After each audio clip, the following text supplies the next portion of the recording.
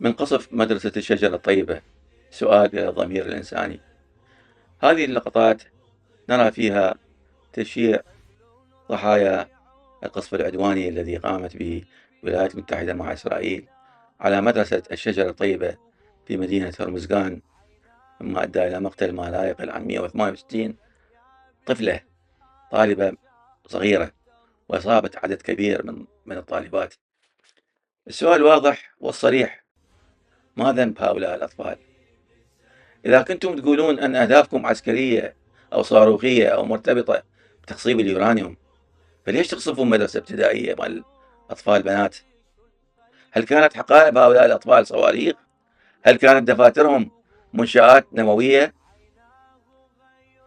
أوجه سؤالي إلى بعض الإيرانيين والإيرانيات اللي شفناهم على وسائل التواصل الاجتماعي في خارج إيران، في أمريكا وأوروبا ألمانيا، والذين عبروا عن فرحتهم وتأييدهم لهذه الحرب العدوانية.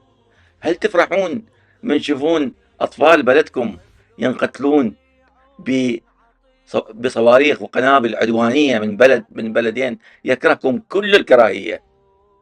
أمريكا تكره الشعب الإيراني، وكذلك الكيان يكرهون الشعب الإيراني. هم ما جايين حبا بيكم، وإنما جايين خاطر يزيلون الخطر اللي عليهم، خوفا على بلدهم، مو خوفا عليكم أنتم، ولا حبا بيكم، ولا هم متألمين على الأشخاص الذين قتلوا في التظاهرات، ولا هم متألمين على قمع الحريات المزعومة في إيران.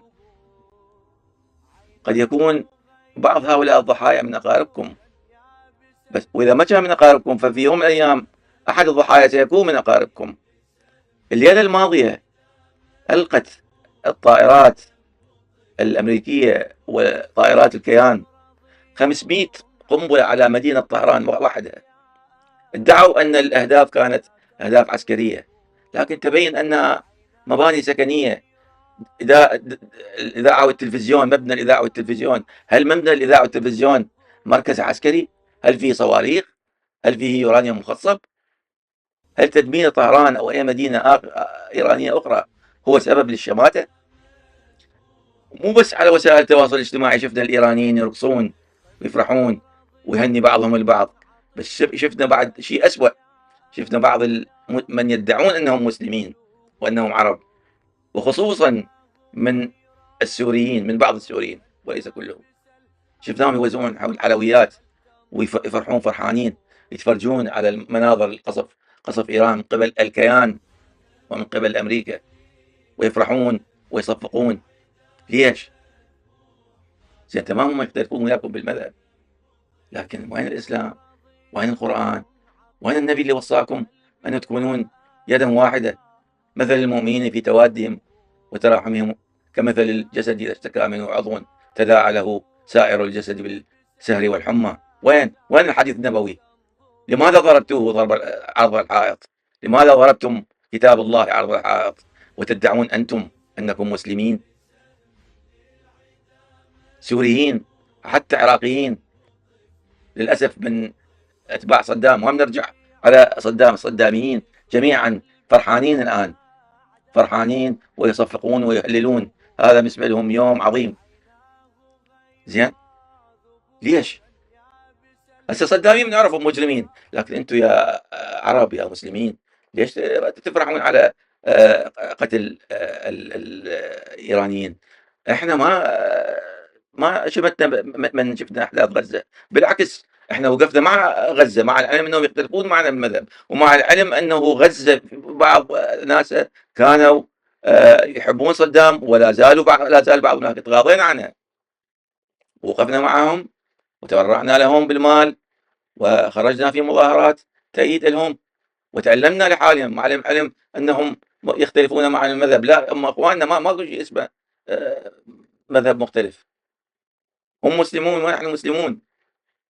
وإذا لم نكن مسلمين فكما قال أمير المؤمنين: الناس صنفان، أخ لك في الدين أو نظير لك في الخلق. لماذا هذه الشماتة؟ انظروا إلى صور هذه الجثامين، انظروا إلى صور هؤلاء الأطفال التي يتم تشييعها. ما يحرك ضميركم؟ ما يحرك إنسانيتكم من تشوفون ذول الأطفال سواء كانوا مسلمين أو غير مسلمين، حتى مو كلهم ربما مسلمين، يجوز قسم من مسيحيين ما نعرف، ناس أطفال ما لهم كل ذنب، لا هم هدف عسكري ولا هم محتفظين بصواريخ في كتبهم الدراسية، جايين يداومون في دراسة عادية، وإذا بهم يقصفون من قبل طائرات أمريكية وطائرات تابعة للكيان.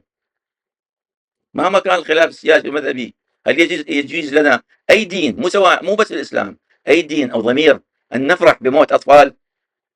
الخلاف مع نظام سياسي لا يبرر قتل المدنيين، والاختلاف المذهبي لا يبرر الشماتة بالضحايا، والحرب لا تعني أن نفقد إنسانيتنا. دم الأطفال ليست ورقة ضغط سياسية، ولا ينبغي أن يكون مادة للفرح والتصفيق. ذنب طفلي بسهم للعدا مذبوح، ما ذنب طفلي، طفل رضيع عطيش القلب يا أعداء لا تقتلوه، عيناه غيرا ذبولا يابس الأحشاء فلتنظروه.